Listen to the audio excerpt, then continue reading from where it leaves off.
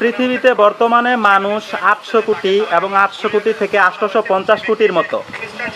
পৃথিবীর সৃষ্টির শুরু থেকে আজ পর্যন্ত এবং কিয়ামত পর্যন্ত মানুষ আসবে যাবে, এটা প্রাকৃতিক সিস্টেম আল্লাহ তাআলার পক্ষ থেকে। এবং এই সিস্টেমকে কেন্দ্র করে আপনি আপনার মনকে যদি বিকলাঙ্গ বিকৃতি করেন, আপনার মতামতকে বিকৃতিভাবে উপস্থাপন করেন, এতে করে মানুষের অনেক সমস্যা হয়। তাই আমি বলবো আপনি আপনার মনকে পরিষ্কার করুন, আল্লাহ এবং তার রাসূল মুহাম্মদ সাল্লাল্লাহু আলাইহি সাল্লামের কথা মতো আপনার সাংসারিক জীবন, আপনার ব্যক্তি জীবন পরিচালনা করুন। আপনি বিবাহ করছেন, আপনার স্ত্রী কি সন্তান ব্যবহার করার পরিচালনা করার দায়িত্ব আপনার। তো আপনি যত সন্তান নেবেন ততই আপনার লাভ। কিভাবে? ইসলাম যেভাবে বলছে আপনি সেভাবে পরিচালনা করতে হবে আপনার ব্যক্তি জীবন। যেমন পৃথিবীর ইতিহাসে কোনো মানুষই কোনো নদী খনন করছে, কোনো সাগর খনন করছে? পৃথিবীতে সাগর মহাসাগর আছে, বড় বড় নদী আছে, খাল বিল আছে, অসংখ্য কোটি কোটি মিলিয়ন বিলিয়ন পুকুর আছে। কোনো মানুষ, তার মানে এগুলো পূর্বে ছিল, তার মানে ওই সময়ও মানুষ ছিল। তো মানুষ আসবে যাবে, এটা প্রাকৃতিক সিস্টেম, কিন্তু বসবাসের জন্য কারো কোনো ক্ষতি হবে না।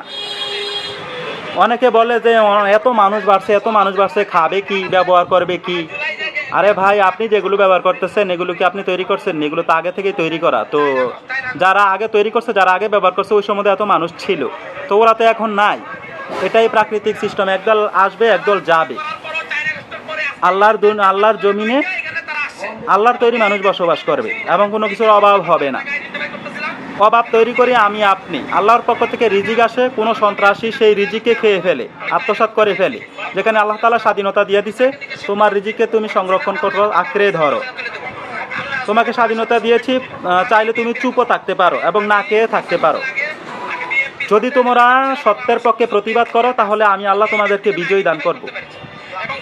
আর এই জন্যই পৃথিবীর আনাচে কানাচে অশান্তি, এবং কেউ খেয়ে থাকে কেউ না খেয়ে থাকে, মানুষের কৃতকর্মের ফল।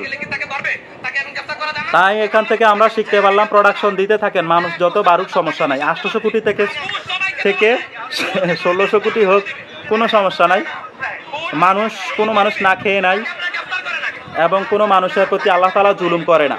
মুমিন কাফের, ছোট বড় কালা ধলা সবাইকে আল্লাহ তাআলা উত্তম রিজিক দিয়ে থাকে, যেটা শুকরিয়া আমাদের আদায় করা উচিত।